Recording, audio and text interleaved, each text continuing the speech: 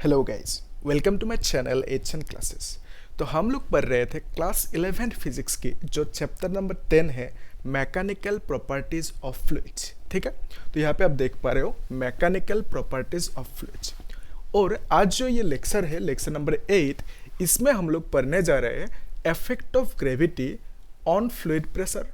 Okay, फिर क्या है, variation of pressure with depth. ठीक है, ये डेप्थ है। ओके, तो इससे पहले जो लेक्चर नंबर 7 है उसमें हम लोग क्या पढ़े थे, ठीक है, उसको थोड़ा सा समझ लेते हैं। उसमें हम लोग पढ़े थे कि pressure exerted by, lecture number 7 पे हम लोग क्या पढ़े थे, pressure exerted by a liquid coulomb. ठीक है, तो ये हमने पढ़े थे।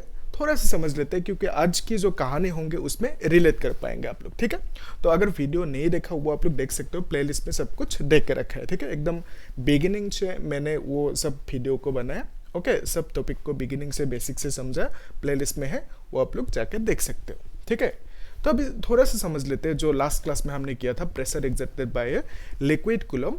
क्या है कि सपोज एक लिक्विड की कूलम है। ओके, इसे हमने इमेजिन किया, इसमें क्या है, अंदर लिक्विड है।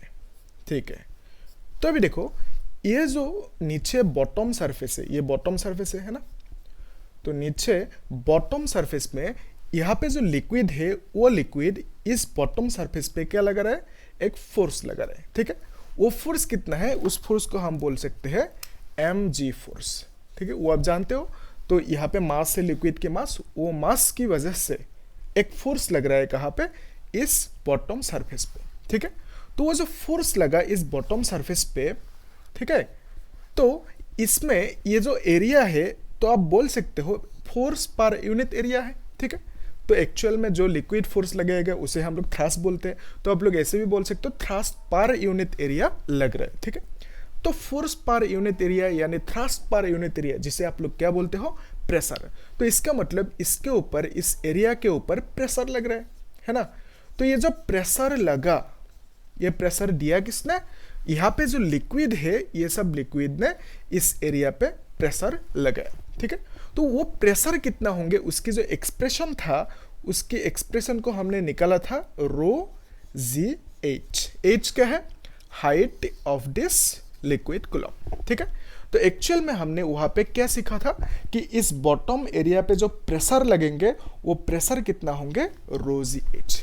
ओके, तो उसका जो डेरिवेशन है, डेरिवेशन वो हमने देखा था लास्ट क्लास में। ठीक है, तो आज की क्लास में जो देखने जा रहे हैं वो एक्चुअल में है क्या, यहाँ पे आपने देखा कि ये effect of gravity on fluid pressure, लेकिन हम लोग क्या करेंगे, इस टॉपिक को पहले समझेंगे। ठीक है, उसके बाद ये अच्छे से समझ में आ जाएंगे। ठीक है, तो देखो अभी हम लोग क्या पढ़ने जा रहे हैं, variation of pressure with depth.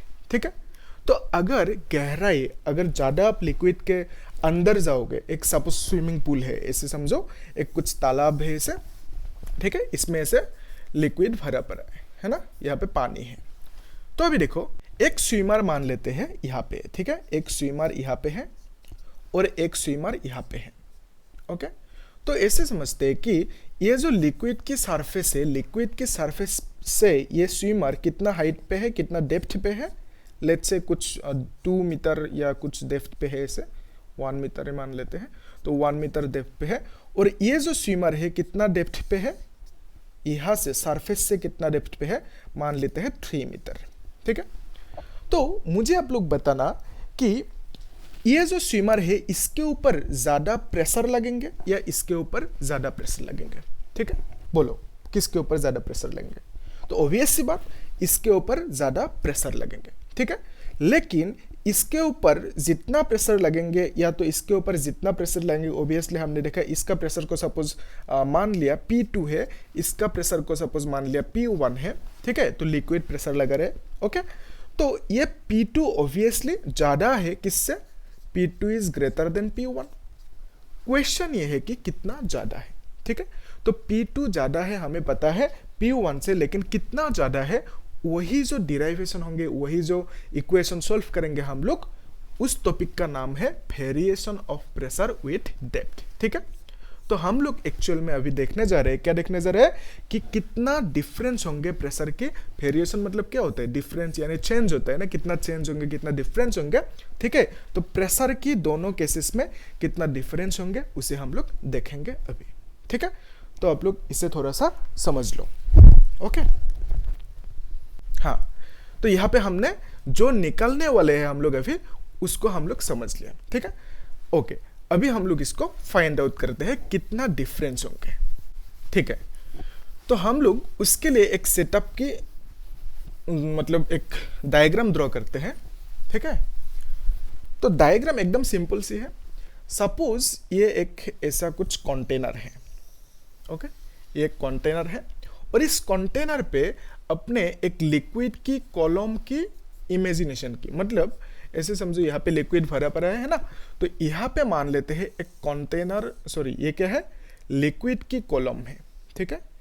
ये है लिक्विड की कॉलम, ओके। आपने यहाँ पे इमेजिन किया, बाहर से कुछ मतलब ऐसे सिलिंड्रिकल चीजें डाला नहीं, ठीक है। तो ये अंदर ही जो लिक्विड है उस लिक्विड की एक टुकड़ा या कॉलम को सिलिंड्रिकल शेप में हमने इमेजिन किया। ऐसा बिल्कुल नहीं कि आप इसको रेक्टेंगुलर कोई क्यूबॉइड शेप में ऐसे इमेजिन नहीं कर सकते हो, आप हर शेप पे इसे इमेजिन कर सकते हो, ठीक है, लेकिन सिमेट्रिक होने से अच्छा होता है।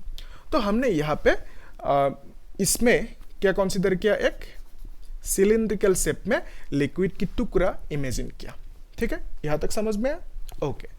तो अभी हम क्या करेंगे कि इसमें जो प्रेशर होंगे उसको निकालेंगे और दोनों के बीच में जो डिफरेंस होंगे उस डिफरेंस को फाइंड आउट करेंगे, ठीक है। तो देखो प्रीवियस लेक्चर में अभी जो मैंने बताया कि जो सरफेस होंगे, सरफेस पे लिक्विड प्रेशर लगाएंगे, मतलब फोर्स लगाएंगे, force per unit area pressure होते हैं ना। तो यहाँ पे भी ऊपर की जो ये लिक्विड है, ये जो सरफेस है, इस सरफेस को सपोज बोल दिया हमने इसका एरिया ए है, और नीचे जो सरफेस है इसका भी एरिया कितना होंगे, ए होंगे, ठीक है। तो यहाँ पे जो लिक्विड है, ये सब लिक्विड क्या करेंगे, इसके ऊपर एक फोर्स लगाएंगे, ठीक है। तो इस फोर्स का नाम है लेट्स से F1, ओके। यहां तक समझ में आया। तो अभी देखो ये जो नीचे की लिक्विड है, नीचे की लिक्विड इस सरफेस पे एक फोर्स लगाएंगे, उस फोर्स का नाम लेट्स से F2 है, ओके। तो अभी देखो अंदर जो लिक्विड है, इस लिक्विड के मास है कि नहीं, ऑब्वियसली मास है, ठीक है। तो उस मास को, ये जो अंदर की बात कर रहे हो, ठीक है, ये जो अंदर की हिस्से यहाँ पे जो लिक्विड है उसके मास है, ठीक है। तो उस मास को ग्रेविटी नीचे खींच रहा है, आपको मालूम है। तो ग्रेविटी कोई भी मास को नीचे towards the centre of earth खींचते, ठीक है। तो इस डायरेक्शन में एक फोर्स लगेंगे, यानी अंदर की जो लिक्विड है वो लिक्विड यहाँ पे एक फोर्स लगाएंगे, उस फोर्स को हम बोल सकते हैं mg, जिसे हम लोग वेट भी बोलते हैं। बुक में कई बुक में आपको वेट W ऐसे लिखा हुआ मिलेंगे, ठीक है। तो ये वेट को ही हम mg बोलते हैं और वही है ग्रेविटेशनल फोर्स, ठीक है, क्लियर है, ओके। तो अभी देखना यहाँ की जो लिक्विड है जिसके मास m है, इसको ग्रेविटी से mg फोर्स से खींच रहा है, जिसको हमने बोला वेट। अभी देखो सिंपल सी बात क्या है कि ये जो लिक्विड की कॉलम है, यहाँ पे हमने जो इमेजिन किया, क्या ये लिक्विड कॉलम मूव कर रहा है, ओके। उससे पहले हम लोग और एक चीज देख लेते हैं कि यहाँ की जो लिक्विड है, ये भी तो फोर्स लगा रहे होंगे ना, यहाँ पे फोर्स लगा रहे होंगे, है ना। लेकिन यहाँ की जो लिक्विड है ये भी फोर्स लगा रहे होंगे, ठीक है। तो यहाँ की लिक्विड जितना फोर्स लगाया इस सिलिंड्रिकल जो हम लोग का इमेजिनरी लिक्विड कॉलम है, यहाँ पे जितना फोर्स लगे, ये दोनों फोर्स क्या है, इक्वल है और ऑपोजिट है। तो ये दोनों एक दूसरे से कैंसिल करेंगे, ठीक है। ठीक उसी तरह यहाँ पे भी फोर्स लगाएंगे, है कि नहीं। तो ये दोनों फोर्स भी एक दूसरे को कैंसिल करेंगे, ठीक है। तो इसका मतलब जो ये सब फोर्सेस क्या है, ये सब फोर्सेस है हॉराइजॉन्टल फोर्सेस, ठीक है। तो ये सब जो हॉराइजॉन्टल फोर्सेस है, हॉराइजॉन्टल फोर्सेस एक दूसरे को कैंसिल करेंगे, क्योंकि ये एक दूसरे से ऑपोजिट है और इक्वल भी है, ठीक है। तो हॉराइजॉन्टल फोर्सेस कैंसिल करेंगे, तो इसका कोई यहाँ पे काम है नहीं, ठीक है। तो अभी हम लोग का जो ये केस है, इसमें वर्टिकल जो फोर्सेस है उसकी काम है, ठीक है। तो वर्टिकल फोर्सेस को ध्यान से देखो, ये जो लिक्विड कॉलम है क्या ये इक्विलिब्रियम में है, मतलब क्या लिक्विड कूलम इधर उधर मूव कर रहे हैं क्या? नहीं ना, ऐसा तो बिल्कुल नहीं है। तो लिक्विड कूलम ऊपर भी नहीं जा रहा है, नीचे भी नहीं रहा, ठीक है। तो basically this liquid coulomb is in equilibrium, ठीक है, यहां तक समझ में आया। तो लिक्विड कूलम इक्विलिब्रियम में है।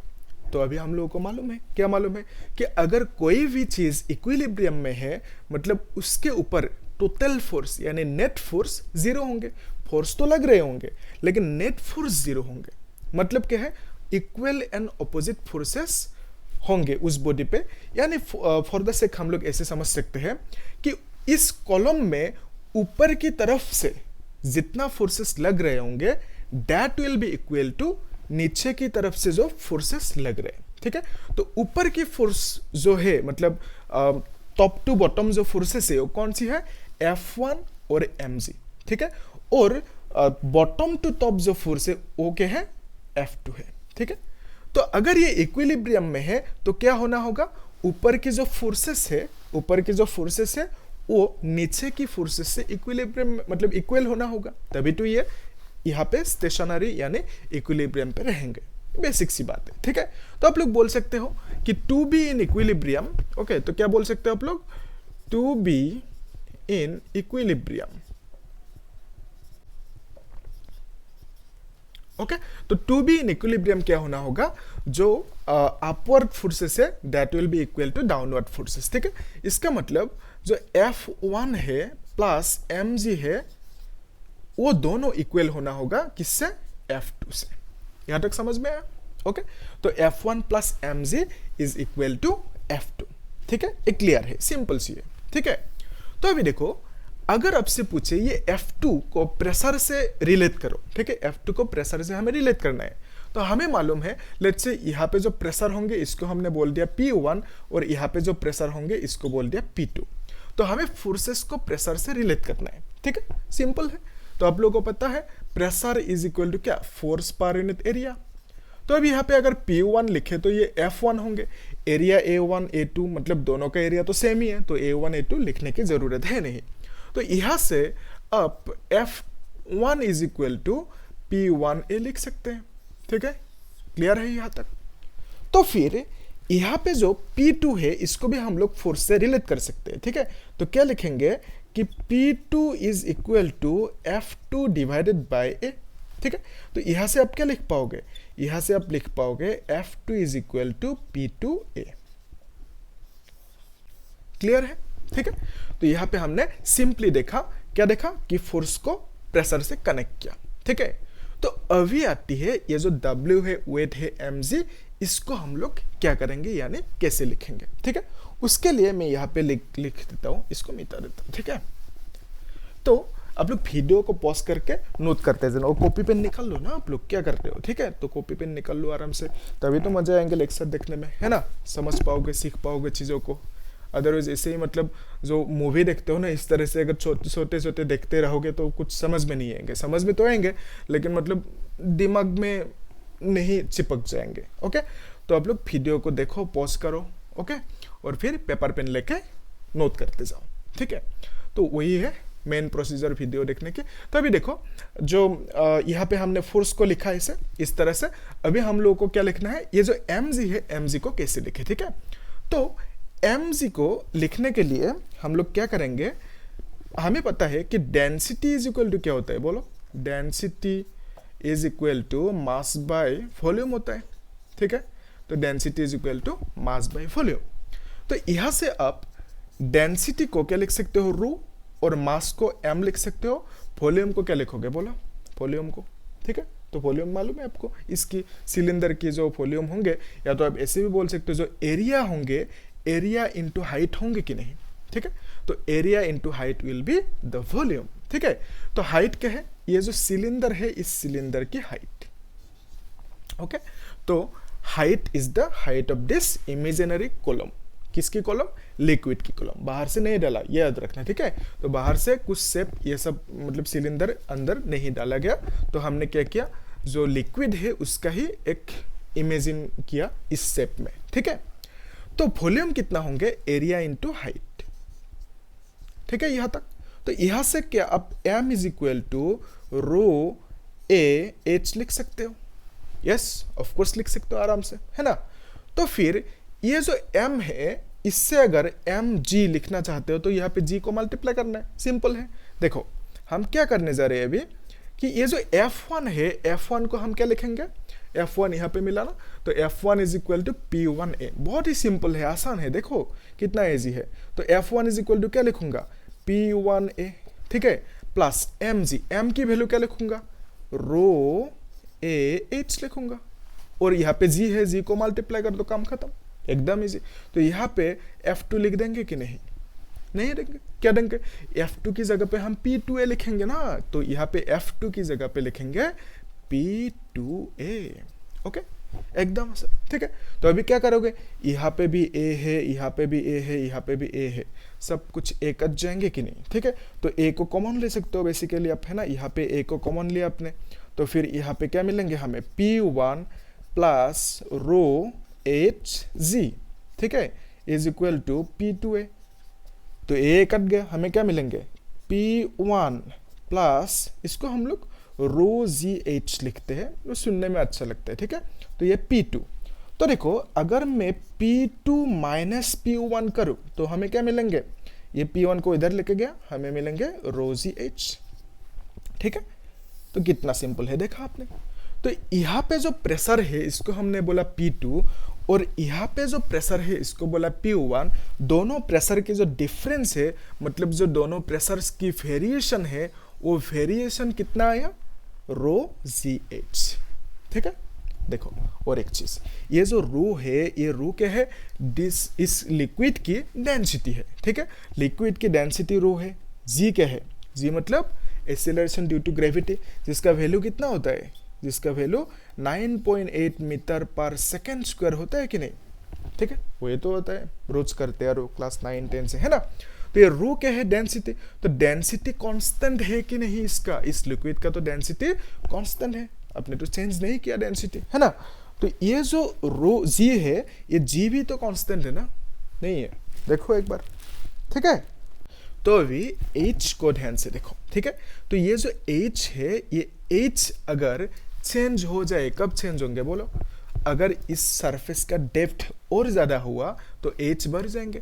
तो अगर H बढ़ जाएंगे तो ये जो गैप है H अगर ज्यादा होंगे तो ये प्रेशर की डिफरेंस भी ज्यादा होंगे कि नहीं, होंगे ना, यस।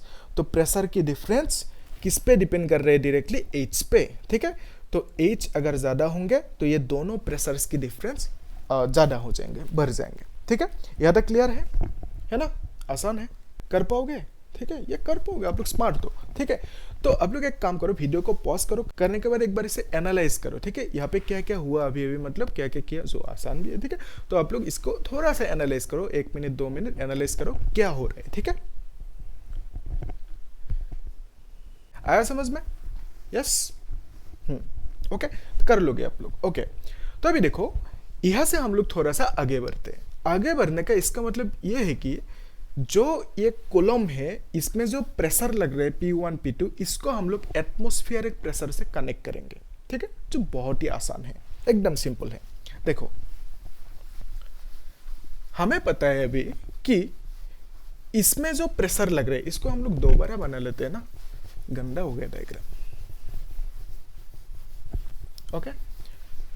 तो देखो यहाँ पे जो कॉलम था, अभी कंटेनर को नहीं बनाते, ये सिर्फ कॉलम को बनाते हैं, ये एरिया है और यहाँ पे ये एरिया है, नहीं कंटेनर को भी बनाने पड़ेंगे अभी, देखो क्यों।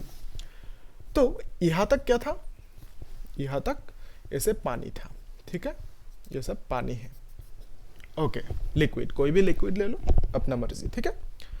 तो अभी देखो इसमें जो प्रेशर था ये था P1 और इसमें जो प्रेशर था ये P2, ओके। तो दोनों प्रेशर्स की जो डिफरेंस है वो डिफरेंस है रो जी एच, ठीक है, यहां तक क्लियर है, ओके। तो अभी देखो अगर मैं इस लिक्विड कॉलम को थोड़ा सा ऊपर लेके जाऊं, ठीक है, थोड़ा सा मतलब कहां तक, इस सरफेस तक, तो मतलब ये जो एरिया है, ये एरिया इस लिक्विड के सरफेस को टच करेंगे, ठीक है, इस तरह से। तो मैंने क्या किया, ये जो सरफेस है मतलब लिक्विड का कॉलम है, उसको थोड़ा सा ऊपर लेके गया, ठीक है, ये भी थोड़ा सा ऊपर जाएंगे, है ना। तो ऐसे लिक्विड की कॉलम को ऊपर लेके गया। तो अभी क्या होगा देखो, ये जो P1 है, यहाँ पे जो प्रेशर है P1, ये P1 को हम लोग अभी क्या लिख पाएंगे, PA, ठीक है। तो ये जो PA है, PA क्या है, एटमॉस्फेरिक प्रेशर। क्यों, पहले जब लिक्विड नीचे था, लिक्विड इस पे प्रेशर लगा रहा था, ठीक है। तो अभी इस एरिया के ऊपर क्या है, एयर है ना, ये सब क्या है, एयर है, ठीक है। तो ये एयर मतलब एटमॉस्फेयर, तो एटमॉस्फेयर अभी इसमें प्रेशर लगाएंगे, ठीक है।